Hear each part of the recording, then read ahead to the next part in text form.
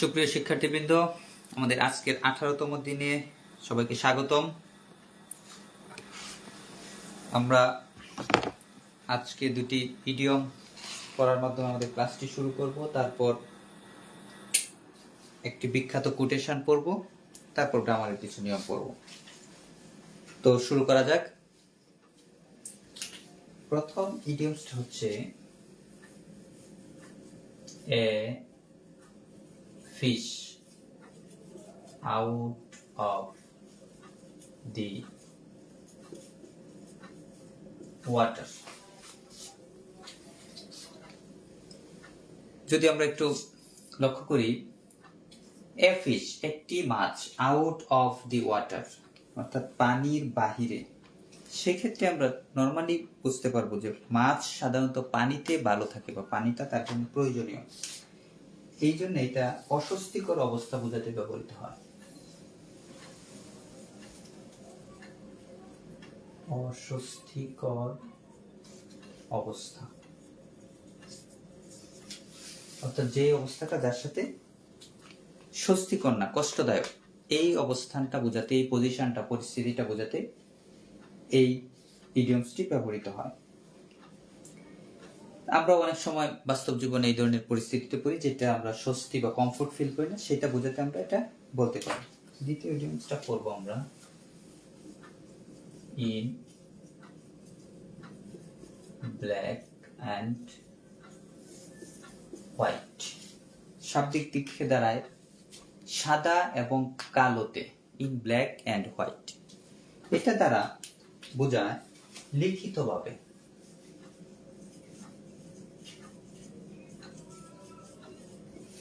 অর্থাৎ লিখিতভাবে কোনো কিছু প্রেজেন্ট করাকে, প্রকাশ করাকে আমরা বলতে পারি ইন ব্ল্যাক অ্যান্ড হোয়াইট।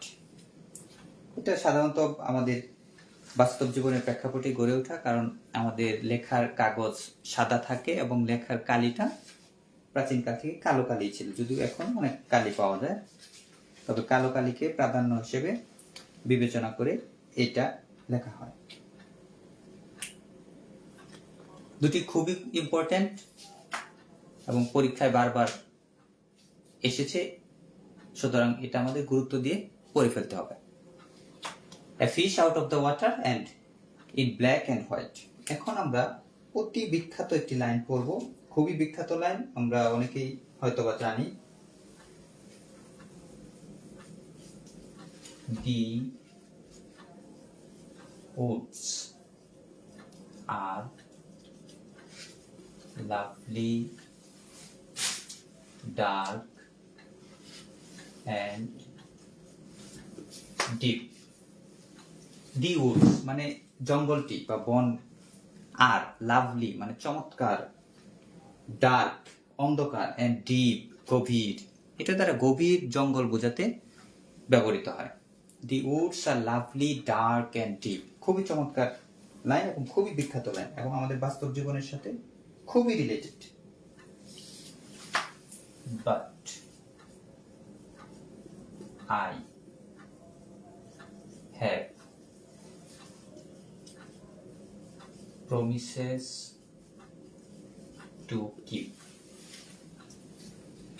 এটার অর্থ হচ্ছে যে জঙ্গলটি বা বনটি লাভলি, ডার্ক এন্ড ডিপ, গভীর, মনোমুগ্ধকর এবং শান্ত, কিন্তু I have promises to keep, আমার কিছু প্রতিজ্ঞা বা সংকল্প রয়েছে, টু কিপ, যেগুলো রাখতে হবে বা বাস্তবায়ন করতে হবে।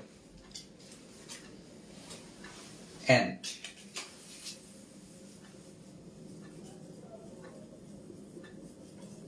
miles to go before I sleep। এই লাইনটা দুইবার হবে, 2 times, মানে কবিতার হিসেবে দুইবার ছিল। এইটা দ্বারা বোঝায় যে আমাদের মানব জীবনের প্রত্যেকটা স্থান বা আমাদের কমফোর্ট জোন যেগুলা, সেগুলি আমাদেরকে মনোমুগ্ধকর অবস্থানে নিয়ে যাবে বা স্থিতিশীল করে দিবে, কিন্তু আমাদের মনে রাখতে হবে প্রত্যেকেরই কিছু না কিছু দায়িত্ব আছে। যেমন এখানে কবি বলেছেন I have promises to keep, আমার কিছু প্রতিজ্ঞা বা সংকল্প রয়েছে যেগুলো আমাদের বাস্তবায়ন করতে হবে, রাখতে হবে। এন্ড প্রতিজ্ঞাটা কি? Miles to go before I sleep, অর্থাৎ মাইলের পর মাইল আমাকে চলতে হবে বিফোর আই স্লিপ বলতে বোঝাচ্ছে ঘুমের আগে, মানে মৃত্যুর আগে। অর্থাৎ মৃত্যুর আগে আমাদের অনেক দায়িত্ব কর্তব্য রয়েছে, এগুলো আমাদের অবশ্যই পালন করতে হবে। এটা বোঝাতে যে এই যে দায়িত্ব কর্তব্যগুলি, এটা আমাদের প্রতিজ্ঞা স্বরূপ, এটা আমাদের দায়বদ্ধতা, এগুলো আমাদের পালন করতে হবে। এটা আমাদের ছাত্র জীবন বা আমাদের কর্মজীবন, বাস্তব জীবনের সাথে খুবই রিলেটেড। আমরা একটা জায়গায় কমফোর্ট থাকতে পারি, আমাদের ঘুমানো ভালো, কিন্তু যদি পড়াশোনা কাজকর্ম বাদ দিয়ে শুধু ঘুমাই, তাহলে আমরা কোনো প্রতিজ্ঞাই রক্ষা করতে পারবো না। এইটা নির্দেশ করতে কবি এই চমৎকার কবিতাটা লিখেছেন। এটা যে কবি লিখেছেন তিনি হচ্ছেন রবার্ট ফ্রস্ট, একজন আমেরিকান কবি। এটা আমাদের মনে রাখতে হবে যে এই কবিতাটা কার। এটা আমরা বিভিন্ন এইম ইন লাইফ রচনায় লিখতে পারি, পরীক্ষায় তো আসতেই পারে, বা কাউকে ইন্সপায়ার করার জন্য আমরা যদি কোনো বক্তব্য দিই সেখানেও বলতে পারি। এটা মনে রাখতে পারেন। উডস মানে বন, বন হচ্ছে ফরেস্ট, এটা তো আমরা জানি।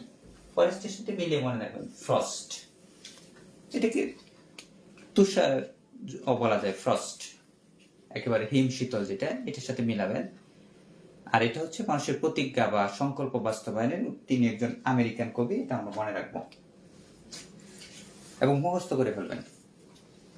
এখান থেকে আমরা পড়তে পারি কিছু সিনোনিম পড়তে পারি, সেটা হচ্ছে লাভলি, সিনোনিম হতে পারে বিউটিফুল, ডার্ক, এটা ব্ল্যাক হতে পারে। তারপর প্রমিস, এটা ওয়ার্ডস হতে পারে, অর্থাৎ কথা দেওয়া বা প্রতিজ্ঞা করা। স্লিপ, স্লিপ কি দেওয়া যেতে পারে? অ্যান্টোনিম দেওয়া যেতে পারে ওয়েক, জেগে ওঠা। কিপ, অ্যান্টোনিম দেওয়া যেতে পারে গিভ, রাখা, দেয়। আমরা একটু সিনোনিম অ্যান্টোনিম গুলো চেষ্টা করব একটু পড়তে, কারণ শব্দার্থই হচ্ছে আমাদের অ্যাডমিশন টেস্টের প্রাণ। যত যে শব্দার্থ পারবে তার জন্য অ্যাডমিশন টেস্ট তত ভালো হবে। সিনোনিম অ্যান্টোনিম আসতে পারে, ওই অ্যানালজি আসতে পারে, গ্রামারের রুলস গুলা জানা থাকলে শব্দার্থ না জানলে আমরা প্রশ্ন ধরতে পারবো না। এখন আমরা যেটা পড়বো খুবই ইজি একটা ব্যাপার আপনাদের জন্য, তারপরে একটু আমরা পড়বো নেগেটিভ সেন্টেন্স কিভাবে তৈরি করতে হয়। আমরা এতদিন পজিটিভ সেন্টেন্স ট্রান্সলেশনের ক্ষেত্রে টেন্স অনুযায়ী ভাগ করে পড়েছি, ফিউচার, প্রেজেন্ট, পাস্ট, এবং এটার প্রত্যেকটা তিনটা ইনডিফিনিট, কন্টিনিউয়াস এন্ড পারফেক্ট। আমরা একটু নেগেটিভ সেন্টেন্সের নিয়মটা জানি, তারপরে একটু দেখবো। সবসময় মনে রাখবেন নেগেটিভ সেন্টেন্স করতে গেলেই আমাদের যে কাজটা হবে অক্সিলিয়ারি ভার্ব প্লাস নট বসাই। সাধারণত যেই সব টেন্সের গঠনে অক্সিলিয়ারি ভার্ব থাকে সেগুলোর সাথে আমরা শুধুমাত্র একটা নট ইউজ করব, আমাদের বাক্য নেগেটিভ হয়ে যাবে। আর যেসব সেন্টেন্সে নাই অক্সিলিয়ারি ভার্ব নাই, যেমন প্রেজেন্ট ইনডিফিনিট এবং পাস্ট ইনডিফিনিট দুইটাই, এর বাইরে আর কিছু নেই, এগুলোর সাথে আমরা ডো প্লাস নট ব্যবহার করব। ডো এর তিনটা ফরম্যাট হতে পারে, একটা হচ্ছে ডো, পাস্টের ক্ষেত্রে আমরা লিখব ডিড, আর প্রেজেন্টে যদি থার্ড পারসন সিঙ্গুলার নাম্বার হয় আমরা লিখব ডাস। জাস্ট এই দুইটা রুলসই নেগেটিভ সেন্টেন্সের ক্ষেত্রে, এটা আমরা জানি, মুখস্থ করার কিছু নেই, পয়েন্টটা শুধু মনে রাখবো অক্সিলিয়ারি ভার্ব প্লাস নট। আর যদি অক্সিলিয়ারি ভার্ব না থাকে সেই ক্ষেত্রে ডো এর যে কোনো একটা ফর্ম, ডো নট অথবা ডাজ নট অথবা ডিড নট, যেটা যেই টেন্স অনুযায়ী বসে। যেমন আমরা এই বাক্য থেকে যদি করি, প্রথম বাক্যটা যদি করি, the woods are lovely dark and deep, এটা যদি আমরা নেগেটিভ করতে চাই এটা এরকম লিখতে পারি, the woods are not lovely. Simple ব্যাপার। আর যেহেতু ছিল আর এরপরে আমরা একটা নট ইউজ করেছি। তারপর যদি আমরা অক্সিলারি ভার্ব ছাড়া কোনো কিছু করতে চাই, এখন প্রশ্ন করতে পারেন যে এটা তো এখানে মেইন ভার্ব, তা থাকুক কোনো সমস্যা নেই, এটা দিয়ে আমরা নেগেটিভ করে নেব। মেইন ভার্ব যদি দেখি, we work for our admission, আমরা অ্যাডমিশনের জন্য কাজ করতেছি বা পরিশ্রম করতেছি। এটাকে যদি আমরা নেগেটিভ করতে চাই, যেহেতু এখানে কোনো অক্সিলারি ভার্ব নেই, আমরা ডোর ফরম্যাট নিয়ে আসবো। যেহেতু প্রেজেন্ট ইনডিফিনিট টেন্স ভার্ব 1 ছিল, সেহেতু আমরা লিখতে পারি we do not work for our admission. এখন আমরা একটু থার্ড পারসন সিঙ্গুলার নাম্বার দিয়ে যদি দেখি, এটা একটু আমাদের খেয়াল রাখতে হবে। হি রিডস, সে পড়াশোনা করে। ফর অ্যাডমিশন, অ্যাডমিশন দিয়ে যদি আমরা করি, অর্থাৎ সে অ্যাডমিশনের জন্য পড়াশোনা করতেছে বা করে। এটাকে যদি আমরা নেগেটিভ করতে চাই, যেহেতু third person singular number, he does not, এই এসটা যেহেতু ডোর সাথে চলে এসেছে, সেহেতু এখানে শুধুমাত্র রিড হবে। এটা জাস্ট আমাদের মনে রাখতে হবে, রিড ফর অ্যাডমিশন। এই বিষয়টা আমাদের একুরেটলি পারতে হবে যে দুই জায়গায় এস দেয়া যাবে না। লাস্ট আমরা একটু পাস্ট ইনডিফিনিটে যদি করি, আমরা মাঝখানে একটু লিখি,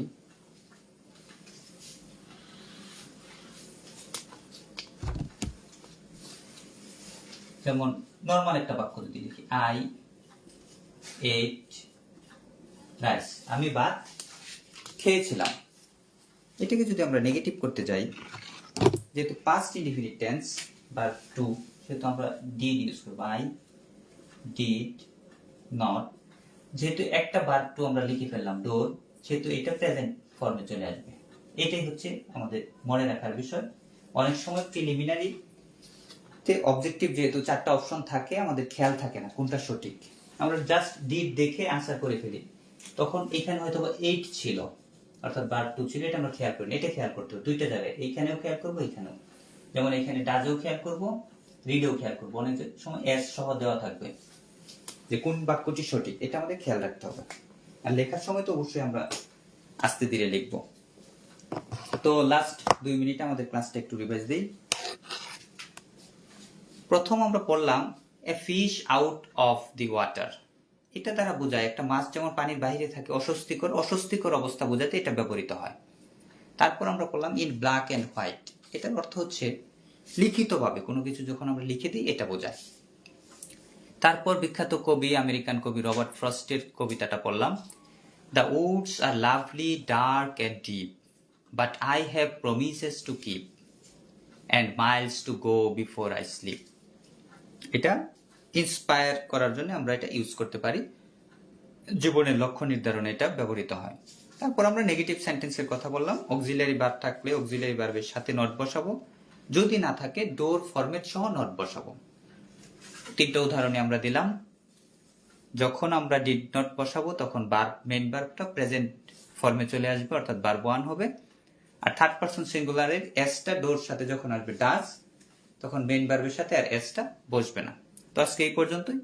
নেক্সট ক্লাসে আমরা চেষ্টা করব ভয়েস শুরু করতে, 2 দিন লাগবে হয়তো বা। আস্তে আস্তে আমরা গ্রামারের আইটেমগুলি শেষ করে বোর্ড কোশ্চেনগুলো সলভ করবো, অর্থাৎ ইউনিভার্সিটির কোশ্চেনগুলো সলভ করবো, যে কোন ইউনিভার্সিটির যে প্রশ্নগুলো ছিল প্রত্যেকটা ভেঙে ভেঙে গ্রামারের রুলস অনুযায়ী আমরা পড়ার চেষ্টা করব। তো আজকে এই পর্যন্তই।